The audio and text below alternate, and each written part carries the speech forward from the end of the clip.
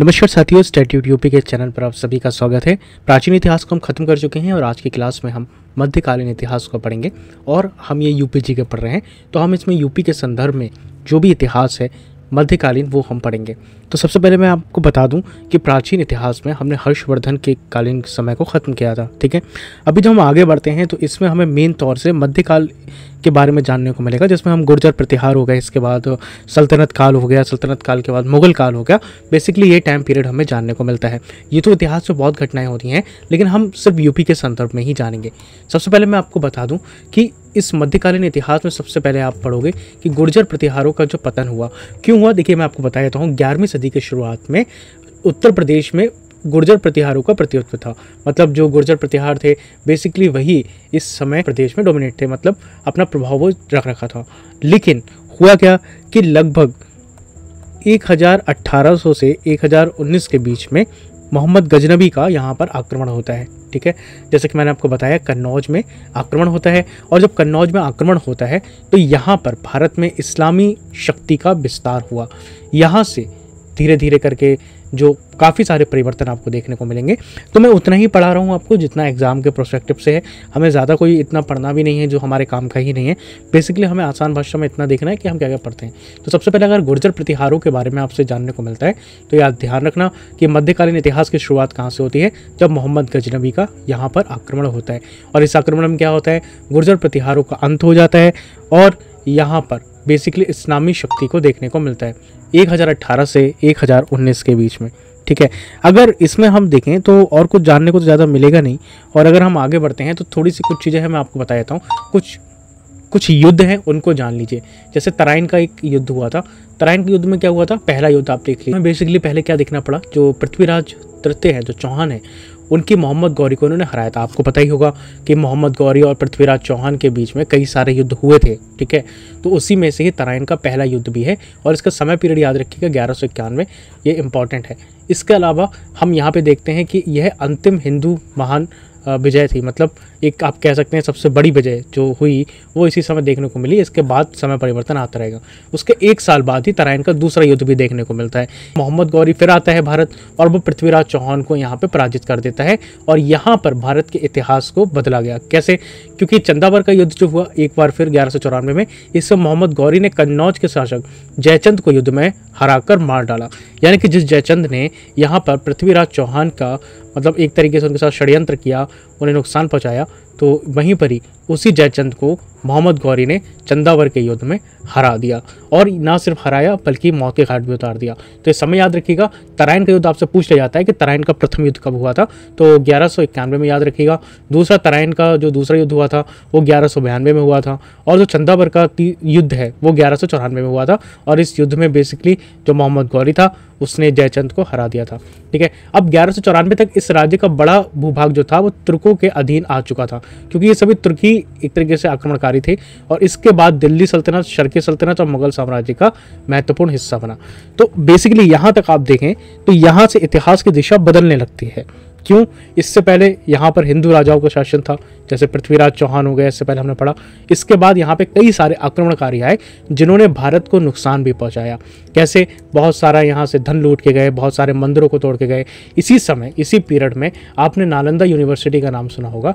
Nalanda university को भी नुकसान पहुँचाया गया। ठीक है, तो इस तरीके की आपको बहुत सारी घटनाएं देखने को मिलेंगी। और अगर हम यहाँ पे देखें तो इसके बाद दिल्ली सल्तनत का उदय होता है। दिल्ली सल्तनत का उदय किसने किया? आप इसमें मान लो संस्थापक किसे कहा जाता है, तो कुतुबुद्दीन ऐबक जो था वो दिल्ली सल्तनत का उदय, या मतलब बेसिकली जो संस्थापक था वो कुतुबुद्दीन ऐबक को कहा जाता है। ठीक है, ये याद रखना इंपॉर्टेंट है। और जो कुतुबुद्दीन कौन था? ये गुलाम वंश का था। ठीक है, गुलाम वंश के संस्थापक कुतुबुद्दीन ऐबक ने ही उत्तर भारत के एक बड़े हिस्से पर अपना शासन स्थापित किया, और उन्होंने ही दिल्ली सल्तनत की यहाँ पर स्थापना करी। इसके बाद क्या होता है, इल्तुतमिश का शासन यहाँ पे आपने को देखने को मिलता है, और वर्ष 1210 में कुतुबुद्दीन ऐबक की मृत्यु हो जाती है। और उसके बाद ये इल्तुतमिश जो है वो दिल्ली की सत्ता संभाल लेता है, और उन्होंने ही इसको दिल्ली सल्तनत को मजबूत बनाया, जैसे कि इसको पता चल रहा है। अच्छा, एक चीज़ याद रखना, अगर हम इसमें बात करते हैं तो आप याद रखना, बदायूं का नाम आपने सुना होगा। यूपी में बदायूं शहर है, तो बदायूं में संभल और जो कड़ा है, ठीक है, इन तीनों जगह को, मतलब बदायूं, संभल और कड़ा, इन तीनों जगह को जमींदारों को इन्होंने सौंप दिए। इसमें किसमें? जो कि इल्तुतमिश का शासन हम देख रहे हैं, सल्तनत कालीन में हम देख रहे हैं। इसके बाद क्या होता है कि धीरे धीरे ये समय बढ़ता है और 84 वर्षों तक लगभग दिल्ली में इन लोगों का शासन रहता है। और 84 वर्षों के बाद लगभग यहाँ पर शर्की शासकों का आगमन होता है। मैंने आपको बताया, ये याद रखना, ठीक है। शर्की शासकों का आगमन होता है और फिर वो यहाँ पर आते हैं। इसके अलावा क्या होता है, जौनपुर को, एक जगह याद रखना, जौनपुर जो है, जौनपुर को अलग कर देते हैं लोग 4 वर्ष बाद और भारत में, ठीक है। इसके बाद चुंगताई तुर्क एक था, वो तैमूर वंश का था, उसने भी आक्रमण किया था। वैसे पूछता नहीं है, लेकिन जौनपुर का अगर आपसे पूछे तो याद रखना, मैंने आपको ये बता दिया है, ठीक है। इसके बाद तो कुछ है नहीं, इतना ही है इसमें। और एक चीज़ और याद रखना कि पूछ लिया जाता है कि पहली महिला सुल्तान कौन थी, तो रजिया सुल्तान थी, जो कि इल्तुतमिश के बाद बनी थी, उन्हीं की पुत्री थी इल्तुतमिश की, ठीक है। और मतलब लगभग 4 वर्षों तक इन्होंने शासन किया था और दिल्ली सल्तनत की पहली महिला शासक थी। मैंने आपको बताया कि पहली महिला शासक थी, ठीक है। तो इतिहास को लिंक करके पढ़िए, अगर इतिहास को लिंक करके पढ़ेंगे तो आपको याद जल्दी होगा। मैंने शुरुआत से इसलिए आपको बताया वहाँ से, उसके बाद देखिए दिल्ली सल्तनत का कैसे उदय हुआ, उसके बाद इल्तुतमिश हुआ और रजिया सुल्तान हो गया। ये सारी चीज़ें जो है मैंने आपको एक्सप्लेन करके बता दी। अच्छा, इसके PDF चाहिए आपको, तो PDF आपको हमारे टेलीग्राम पे मिल जाएगी। मैं कमेंट बॉक्स में पिन कर दूंगा टेलीग्राम चैनल का लिंक, वहाँ पे आपको डेली करंट अफेयर इसी तरीके की चीज़ें यहाँ पे मिलती रहती हैं। अच्छा, अब मैंने जो आपको बताया था कि यहाँ पे जो 84 वर्षों के बाद शर्की वंश यहाँ पे देखने को मिलता है, तो इन्हें नहीं जौनपुर शहर की स्थापना करी थी, ठीक है, याद रखिएगा। इस शहर को फिरोज शाह तुगलक ने अपने चचेरे भाई मोहम्मद बिन तुगलक, जिसे जौना खां भी कहा जाता था, उसकी स्मृति में बसाया था। तो इंपॉर्टेंट है, याद रखोगे आप जौनपुर के लिए किसने बसाया था और क्यों बसाया था। अगर क्वेश्चन में आता है तो आप बता देना। और यहाँ पे शर्की जो जौनपुर में लगभग 84 वर्षों तक शर्की वंश का शासन रहा और 1398 में भारत पर तैमूर का आक्रमण होता है, जो कि एक आक्रमणकारी था, लुटेरा था, उसने आक्रमण किया और जौनपुर के शर्की शासक को स्वतंत्र यहाँ से हुए, ठीक है। अब यहाँ पे हम देखते हैं लोधी वंश भी एक आपको देखने को मिलता है। तो 1478 में दिल्ली के सुल्तान बहलुल लोधी ने जौनपुर पर अपना अधिकार कर लिया और बहलुल लोधी के पुत्र सिकंदर लोधी ने अपना साम्राज्य यहाँ से विस्तार किया। तो ये कुछ चीज़ें हैं, आप याद रखना यूपी के संदर्भ में जितना भी है मैं आपको यहाँ पर बताते रह रहा हूँ। तो लगभग 1400 यहाँ याद रखना, 1478 का समय जो है वो इंपॉर्टेंट है, वो आप याद रखना। अच्छा, इस समय क्या हुआ था, दिल्ली और पंजाब के क्षेत्र में तैमूर लंग की बहुत सारी बर्बरता यहाँ पे देखने को मिलती है, जैसे कि मैंने आपको बताया, क्योंकि वो एक आक्रमणकारी था, उसने बहुत सारा यहाँ पे उपद्रव मचाया था।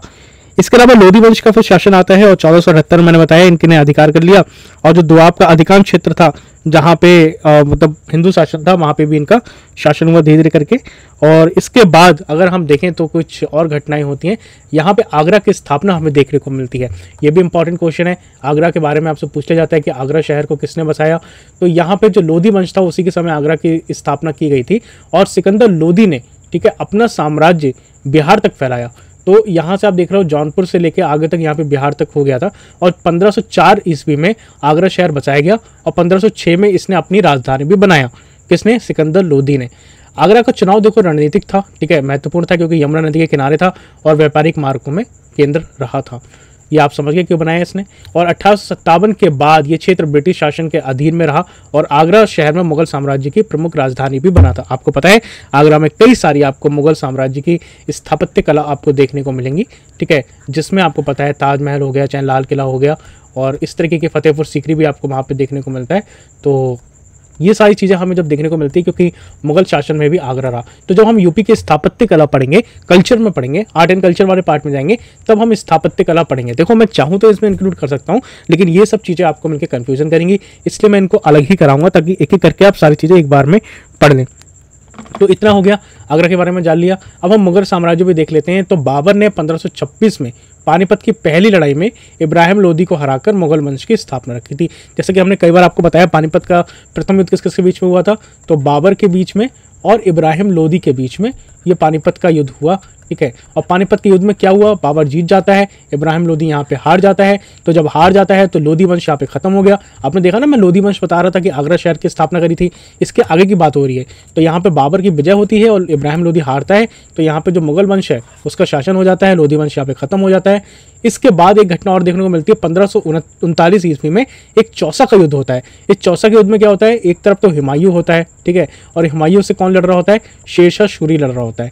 आपको पता है इस युद्ध में क्या हुआ था। शेरशाह सूरी ने बुरी तरीके से हुमायूं को हराया था और हुमायूं को यहाँ से भागना पड़ा था। वो भाग के गया, उसके बाद वो वापस आया। क्यों आया? क्योंकि देखिए वहाँ पे शेरशाह सूरी की मृत्यु हो गई थी, उस समय का समय खाली था और हुमायूं को यहाँ पे अपॉर्चुनिटी दिखी तो वापस आ गया कि निकल गया। अगर उसी समय हुमायूं को अगर कुछ हो जाता तो शायद मुगल वंश भारत में कभी आता ही नहीं। और ये जो मैंने बताया ये कहाँ पे हुआ था? बिलगाम के कन्नौज के युद्ध में हुआ था। ये देखो सारी घटना यूपी से रिलेटेड है, इसलिए सारी इंपॉर्टेंट है। तो अगर आपसे पूछता है कि चौसा का युद्ध कहाँ हुआ था तो याद रखना कन्नौज के बिलग्राम जगह में हुआ था और यहीं पर ही शेरशाह सूरी ने हुमायूं को बुरी तरीके से हराया था और हुमायूं यहाँ से भाग खड़ा हुआ था। अब यहाँ पे अगर हम अकबर का शासन देखें तो ये ज़्यादा इंपॉर्टेंट हो जाता है क्योंकि इसमें से काफ़ी क्वेश्चंस आते हैं, चाहे वो आपके संस्कृति से रिलेटेड हो, चाहे आर्ट एंड कल्चर के हों, चाहे आपके स्थापत्य कला के हों। ये सारी चीज़ें आपको देखने को मिलती हैं। हुमायूं की मृत्यु के बाद उसका पुत्र जो था वो अकबर शासक बना, जैसे कि मैंने बताया, और अकबर ने 1556 ईस्वी में पानीपत की दूसरी लड़ाई में हेमू को पराजित किया। पानीपत की प्रथम लड़ाई किसकी हुई थी? बाबर वर्सेस इब्राहिम लोदी। याद रखना। चौसा का युद्ध किस किसके बीच में हुआ था? आपको बताया था हुमायूं वर्सेस शेरशाह सूरी, याद रखना। और पानीपत का द्वितीय युद्ध किसके बीच में हुआ था? अकबर वर्सेस हेमू, ठीक है, तो हेमू के बीच में हुआ था, ये ध्यान रखना। अब यहाँ पे थोड़ी हम अकबर की नीति और मुगल विस्तार को हम देख लेते हैं, छोटी छोटी है। जैसे सुलह कुल की नीति जो अकबर ने करी थी, इसमें क्या होता था? अकबर एक विशाल साम्राज्य स्थापित करना चाहता था और ये सभी लोगों का ऐसा, अब पता नहीं कि इतिहास में यही लिखा है कि सभी लोगों के लिए शांति का बढ़ावा देना चाहता था, धार्मिक सहिष्णुता की नीति लाना चाहता था, जो भी चीज़ें हैं, तो इसलिए इसने सुलह कुल की नीति अपनाई। इसके अलावा मनसबदारी प्रणाली है, ये काफ़ी इंपॉर्टेंट है और ये पूछ लिया जाता है कि मनसबदारी प्रणाली किसने करी थी? तो यहाँ पे जो मनसबदारी था वो अकबर ने ही करा था और इसमें होता क्या था कि जो प्रशासनिक व्यवस्था थी उसे सैन्य नागरिक प्रशासन से जोड़ती थी। इसके अलावा हम देखें साम्राज्य विस्तार भी अकबर ने किया। अकबर के बाद जहांगीर, शाहजहां, औरंगजेब ने भी साम्राज्य विस्तार की नीति रखी और 1707 में औरंगजेब की मृत्यु के बाद मुगल साम्राज्य कमजोर हो गया। अभी तो आप देख रहे हो मुगल साम्राज्य यहाँ पर पीक पे था। जब हम अकबर और हम आगे शाहजहां की बात करते हैं तो इस समय मुगल साम्राज्य काफ़ी पीक पे था और जितना भी साम्राज्य था विस्तार कर रहे थे और बल्कि हुमायूं के समय जाके तो ये और विस्तारित हो गया। लेकिन इसमें बात ये थी कि जब एक समय ऐसा आया कि मुगल साम्राज्य इतना पतन हो गया कि अंग्रेजों ने जो इसका साम्राज्य का जो अंतिम शासक था उसको म्यांमार में बंद कर दिया और म्यांमार में बंद करने के बाद उनकी मृत्यु हो गई, उनके बेटों को मारता गया। तो एक समय जो इतनी तूती बोलती थी मुगल साम्राज्य की, वो अंत में जाके इतनी बुरी मौत मारा कि आपको उसका शासक मैं आपको बताऊंगा, ठीक है, बाद में जब आधुनिक इतिहास को पढ़ेंगे।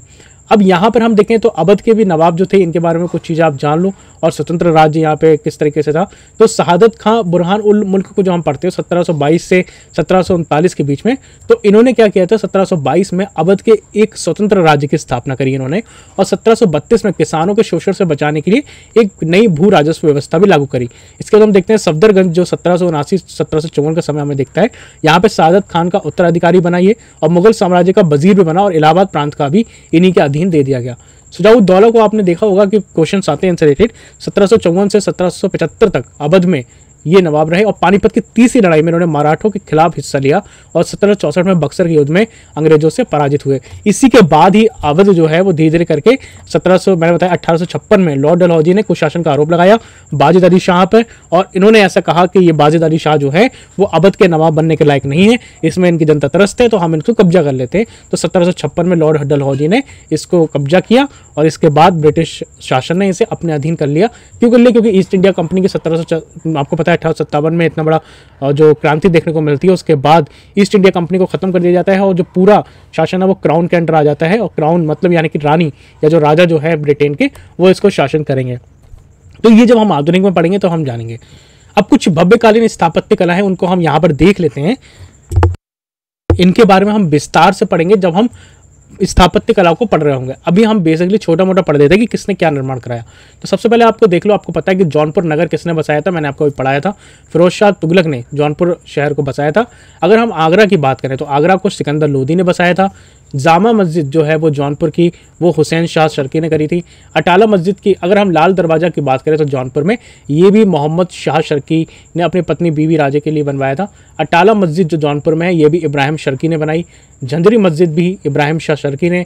जामा मस्जिद जो बदायूं की है, इंपॉर्टेंट क्वेश्चन है, आपसे पूछा गया था अब यूपी SSS में, ये सारी इंपॉर्टेंट है, याद रखना, ठीक है, ये सारी इंपॉर्टेंट है, लेकिन ये बदायूं वाला भी पूछा गया था, तो इल्तुतमिश ने बनवाई थी। जामा मस्जिद की बात करूं तो यहाँ पे गलत लिख गया, जामा मस्जिद है ये संभल और बाबरी मस्जिद जो है वो अयोध्या में, आपको पता है बहुत मुद्दा रहा था बाबरी मस्जिद का, राम मंदिर बन गया यहाँ पे, तो बाबर ने इसका के समय हुआ था। फतेहपुर सीकरी तो अकबर ने बसाया था, आपको पता है। आगरा का किला और इलाहाबाद का किला भी अकबर ने ही बनवाया। जहांगीर महल भी अकबर ने ही बनवाया था। शेख सलीम चिश्ती की मकबरा जो फतेहपुर सीकरी में है, ये भी अकबर ने ही अपने शासनकाल में बनवाई थी। इसके अलावा बुलंद दरवाज़ा की बात करें तो फतेहपुर सीकरी में ये भी अकबर के समय हुआ था। अतमद्दौला का मकबरा भी जो आगरा में है वो नूरजहां ने बनवाया था। अकबर का मकबरा सिकंदरा जहांगीर ने बनवाया था। मरियम उस ज़मानी का मकबरा जहांगीर ने बनवाया था। ताजमहल तो हम सब जानते हैं, ये तो शाहजहां ने ही बनवाया था। और आगरे किले के दीवाने आम, दीवाने खास और मोती मस्जिद शाहजहां ने बनवाया था। इसमें सारे इंपॉर्टेंट है, लेकिन कुछ मैं हाईलाइट कर देता हूँ। जैसे ये जौनपुर वाला आप याद रखना, ठीक है। इसके अलावा आप लाल दरवाज़ा भी याद रखना, ये भी इंपॉर्टेंट है। लाल दरवाज़ा मोहम्मद शाह शर्की की पत्नी बीबी राजी ने बनवाया था। और इसके अलावा हम देखें तो ताजमहल तो ये सब बच्चों को पता है, पूछता नहीं है। अहमदौला का देख लेना आप, ठीक है। बुलंद दरवाज़ा बहुत इंपॉर्टेंट है, ये पूछा जाता है कि बुलंद दरवाज़ा का निर्माण अकबर ने क्यों करवाया था। ये क्वेश्चन मैं आपको अगली क्लास में दूंगा, जब मैं स्थापत्य कला पढ़ाऊंगा, मतलब आगे जब भी। आगरा का किला, इलाहाबाद का किला भी देख लेना। फतेहपुर सीकरी तो पता ही हर किसी को अकबर किसने बसाया था। अटाला मस्जिद बहुत इंपॉर्टेंट है, इसको पढ़ लेना, ठीक है। ये भी एग्जाम पूछा जाता है। और जामा मस्जिद तो आपको पता ही है, ये तो जौनपुर में है। आगरा शहर भी पता ही होगा, ये पूछ लेता है, सिकंदर लोधी ने बसाया था। और जौनपुर शहर भी पढ़ लेना, फिरोज शाह तुगलक, ठीक है। तो ये इंपॉर्टेंट था जो कि हमने मध्यकालीन इतिहास में पढ़ लिया है। अगर इसमें कुछ रहता है तो मैं कोशिश करूंगा कि अगली वीडियो में शामिल कर लूँ। बाकी जितना इंपॉर्टेंट है मैंने बता दिया है। इसकी पीडीएफ आपको कमेंट बॉक्स में देख लेना, वहाँ पे टेलीग्राम का चैनल होगा, वहाँ से डाउनलोड कर लीजिए। बहुत जल्दी मैं सोच रहा हूँ कि यहाँ पे टेस्ट सीरीज भी लाऊं, लेकिन अभी मेरे पास इतने लोग नहीं आ रहे हैं। चैनल को सब्सक्राइब नहीं करा है लोगों ने, सिर्फ और सिर्फ मुश्किल से 50 लोगों के करीब ही लोग वीडियोज़ देखते हैं। तो इसलिए मैं कह रहा हूँ जब मेरे पास थोड़े से सही हो जाएंगे, मतलब मेहनत करने में तभी अच्छा लगता है ना जब ज़्यादा लोग हों। तो जब थोड़े से ज़्यादा लोग आने लगेंगे तो मैं टेस्ट सीरीज भी ले आऊँगा, मेरे पास क्वेश्चन तैयार रखें। मिलते हैं अगली वीडियो में। अपना और अपनों को बहुत ज़्यादा ध्यान रखिएगा। मुस्कुराइए, स्वस्थ रहिए, मस्त रहिए और मिलते रहिए, ठीक है। जय हिंद, वंदे मातरम।